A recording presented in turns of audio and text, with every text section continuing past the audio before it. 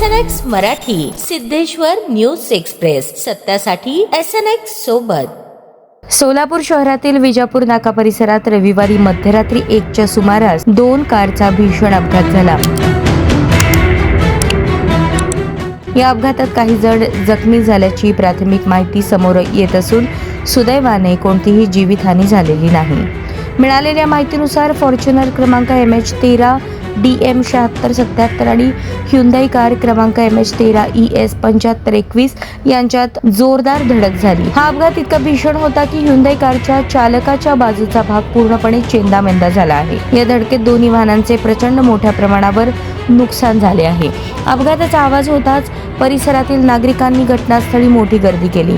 स्थानिक नागरिकांनी प्रसंगावधान राखून तातडीने मदतकार्य सुरू केले आणि वाहनात अडकलेल्या जखमींना बाहेर काढले। मध्यरात्रीच्या वेळेस झालेल्या या अपघातामुळे विजापूर नाका परिसर काही काळ हादरून गेला होता। हा अपघात नेमका कशामुळे झाला, यात चूक कुणाची होती याबाबत उशिरापर्यंत स्पष्ट माहिती मिळू शकलेली नाही। मात्र घटनास्थळावरील दृश्य आणि गाड्यांची झालेली अवस्था पाहून हा अपघात किती गंभीर होता याची कल्पना येत आहे। सुदैवाने मोठी दुर्घटना टळल्याची चर्चा परिसरात सुरू आहे।